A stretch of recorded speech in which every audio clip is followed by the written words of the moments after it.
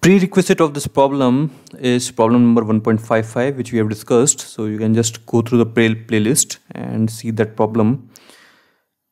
And then if you come back here, you will understand it a bit better, because some of the things I'm not going to explain in detail, which I have discussed in detail in this problem. So if you have not seen this solution, just have a look and then come back.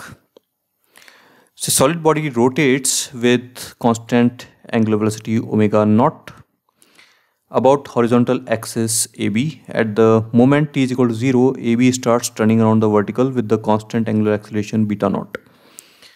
Find the angular velocity and angular acceleration of the body after time t. So here, instead of the horizontal AB axis, let us take it as x-axis, and the vertical, let's take it as z-axis, which is outside the plane.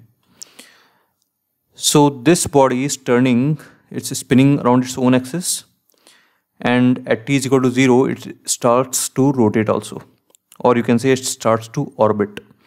So it is spinning about its own axis and it's orbiting around the z-axis. So let's call their angular velocities individually as omega 1 and omega 2. So omega 1 is because of the orbiting and omega 2 is because of spinning.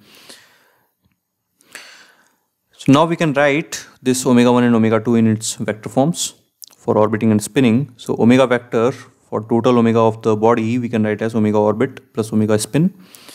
So omega orbit is omega 1 vector and omega spin is omega 2 vector. Now omega 1 vector I can write as omega 1 k vector, right? Because it's rotating in the counterclockwise manner, so it is outside the plane, same in z direction. So omega 1 is omega 1 k cap. In magnitude, it's going to be beta naught t, because it's rotating with an angular acceleration of beta naught. So the orbiting acceleration is beta naught. That means omega 1 is beta naught into t, right? Omega 2. So omega 2 is changing direction with time. So at a given time it is here. So we can write this as omega 2 cos theta I cap plus omega 2 sin theta j cap. And it's given that omega 2 is nothing but omega naught. So we can write it as omega naught cos theta I cap plus omega naught sin theta j cap. And what is theta? Theta is the angle turned by the body in time t. That is half beta naught t square. Why? Because again beta naught is the angular acceleration of orbital motion. So theta is half beta naught t square. So from here, if you want to take the magnitude of it, so magnitude of omega vector will be, just do that vector sum of these three. And this cos square theta plus sin square theta will be 1. So it will be root of omega 1 square plus omega naught square.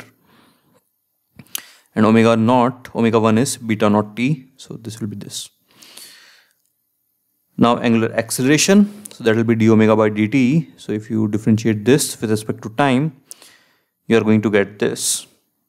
So if you again want to take the magnitude, that will give you the answer.